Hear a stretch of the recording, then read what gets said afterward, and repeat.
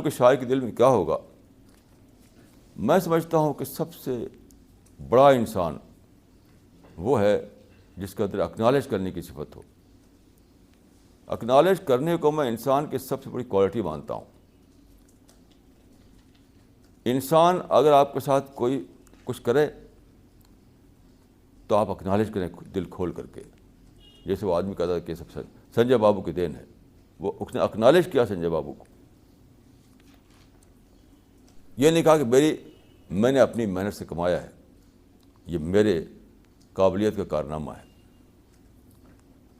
تو اکنالج کرنا میں سمجھتا ہوں کہ انسان کی سب سے بڑی کوالٹی ہے, سب سے بڑی کوالٹی. سب سے بڑی میں اس لیے کہتا ہوں کہ اس سے دوسری ساری چیزیں جڑی ہوئی ہیں. جس کے اندر یہ صفت ہوگی کہ وہ اکنالج کرے تو بقیہ ساری صفتیں اس میں اپنے آپ آ جائیں گی. اسی لیے حدیث میں ہے کہ من لم یشکر الناس لم یشکر اللہ. جو انسان کو اکنالج نہ کرے وہ خدا کو بھی اکنالج نہیں کرے گا.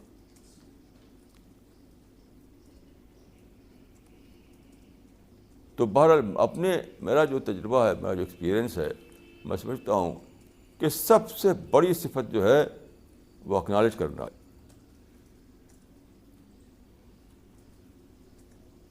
اور حدیث قرآن میں آتا ہے وَقَلِيلٌ مِّنْ عِبَادِيَ الشَّكُورُ, وَقَلِيلٌ مِّنْ عِبَادِيَ الشَّكُورُ. اور میرے بندوں میں بہت ہی کم ہے اکنالج کرنے والے. شکر کرنا اکنالج کرنا ہے. وَقَلِيلٌ مِّنْ عِبَادِيَ الشَّكُورُ, میرے بندوں میں بہت تھوڑے ہیں جو اکنالج کرتے ہیں.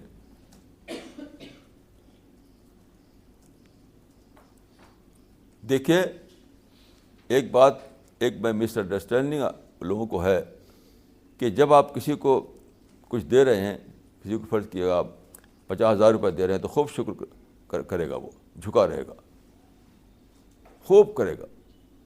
یہ جھوٹا شکر ہے, یاد رکھیے. یہ جھوٹا شکر ہے کہ دیتے ہوئے وہ شکر کر رہا ہے. شکر یہ ہے کہ بات کو وہ شاکر رہے, آپ کا بات کو اکنالج کرتا رہے آپ کو. دیتے وقت شکر کرنا تو بھیڑ بکری بھی کرتے ہیں.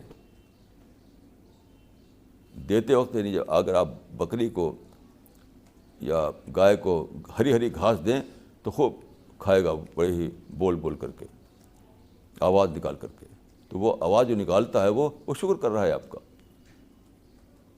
تو دیتے ہوئے شکر کرنا یہ انیمل لیول کا شکر ہے, انیمل لیول کا اکنالجمنٹ ہے. یاد رکھیے سارے لوگ اسی میں مبتلا ہیں کہ دیتے ہوئے خوب اچھے اچھے ورڈ بولیں گے اور سمجھتے ہیں کہ ہم تو شکر کر رہے ہیں. یقین کیجیے کہ جھوٹا شکر ہے, یہ سن ہے, سن. اصلی شکر یہ ہے بات کو, اور خاص طور اس وقت جب کہ آپ خود بھی بڑی پوزیشن میں ہو جائیں. آپ کے پاس پیسہ نہیں تھا, کسی نے آپ کو 50,000 روپے دے دیا, خوب شکر کیا آپ نے. بات کو آپ خود 50 لاکھ 50 کروڑ کے ہو گئے, اس وقت شکر کریں اس کا, تو وہ ہے اکنالج کرنا. تو میں سمجھتا ہوں انیمل میں اور انسان میں جو ڈفرینس ہے وہ یہی ہے کہ انیمل شکر کرنا نہیں جانتا سچے معنوں میں, اور انسان کے اندر ایک کیپیسٹی رکھی گئی ہے کہ وہ اکنالج کر سکے, صحیح معنوں میں اکنالج کر سکے. تو جو آدمی اکنالج کرے اس نے خدا کے آگے اس بات کو پروو کیا کہ میں انسان ہوں, میں انسان ہوں. اور جو اکنالج نہ کرے اس نے یہ پروو کیا کہ میں انیمل ہوں, انیمل, میری کوئی ویلیو نہیں ہے نہ دنیا میں نہ آخرت میں.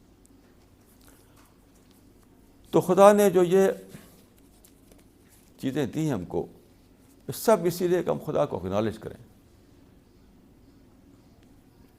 اس کے سوا کوئی بھی دوسرا استعمال ان کا انڈر یوٹیلائزیشن ہے,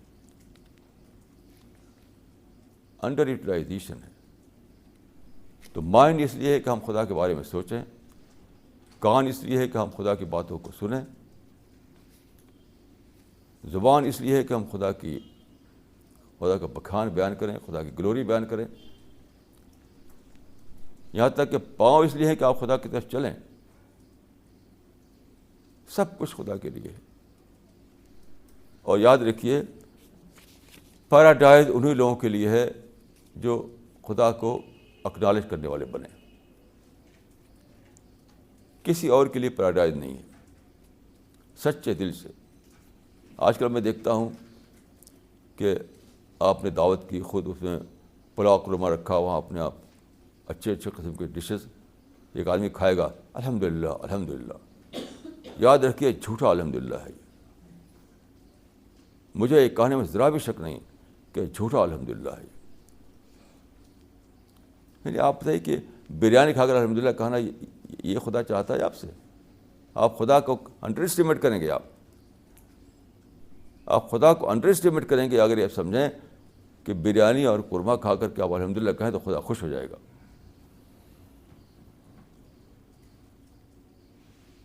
یہ خدا کو انڈر اسٹیمیٹ کرنا ہے. خدا کو دل کا الحمدللہ چاہیے, اور پلاؤ قورمہ کھا کر نہیں. آپ آسمان کو دیکھیں, آپ گھاس کو دیکھیں. آپ یقین کیجیے میں گھاس کو دیکھتا ہوں تو میں سوچتا ہوں کیا گھاس کا کوئی اور ماڈل ہو سکتا ہے؟ گھاس کا کوئی دوسرا ماڈل آپ سوچ نہیں سکتے. کوئی دوسرا ماڈل آپ گھاس کا نہیں سوچ سکتے. گھاس, بکری, بیل, اونٹ, گاڑی, ماؤنٹین, سی, اسٹارس, ہر چیز اپنے فائنل ماڈل پر ہے. فائنل ماڈل پر. کوئی آرٹسٹ آج تک ایسا نہیں کر سکا کہ کسی بھی چیز کا کوئی دوسرا اس سے اچھا ماڈل بنائے, گھاس کا یا چونٹی کا یا ماؤنٹین کا یا پیڑ کا. جو چیز ہے اپنے فائنل ماڈل پر ہے. اس کو دیکھ کر آپ کو تھرل پیدا ہو کہ کیسا عجیب ہے خدا وہ, جس نے بنایا تو ہر چیز زیرو ڈیفیکٹ کے سطح پر بنا دی. کسی چیز میں کوئی ڈیفیکٹ نہیں. ہر چیز اپنے فائنل ماڈل پر ہے. اور خدا کو کبھی ری پلاننگ نہیں کرنی پڑی. ہمارے یہاں بار بار ری پلاننگ ہوتی ہے, آپ جانتے ہیں. ہر چیز میں ری پلاننگ, ہر چیز میں ریویژن, ہر چیز کو پھر سے بنانا, ہر چیز کا نیا ماڈل. کاروں کا نیا ماڈل برابر آتا رہتا ہے. اگر آپ پہلے کار کو دیکھیں, پہلا کار جو امریکہ میں بنی تھی اس کو دیکھیں, آج کا جو کار ہے آپ دیکھیں تو لگے کہ وہ بیل گاڑی ہے تو یہ کار ہے. کتنا ڈفرینس ہے. خدا کے ہاں کسی چیز میں ایسا نہیں ہے.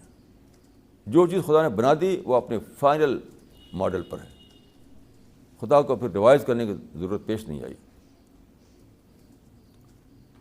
خدا کو ریوائز کرنے کی ضرورت پیش نہیں. یہ بات قرآن میں لکھی گئی ہے, حل تری من فطور, کہ تم کوئی ڈیفیکٹ دیکھتے ہو میری کائنات, میری یونیورس میں.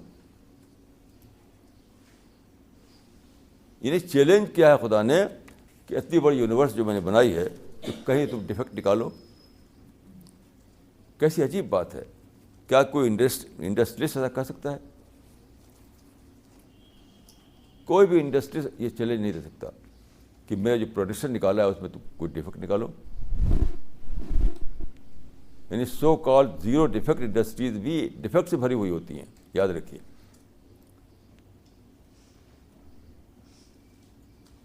تو یہ کتنی بڑی بات ہے جس کو دیکھ کر آپ کو تھرل پیدا ہو. تو پلاؤ قورمہ کھا کر آپ الحمدللہ نکلے, اور اس یونیورس کو دیکھ کر الحمدللہ نہ نکلے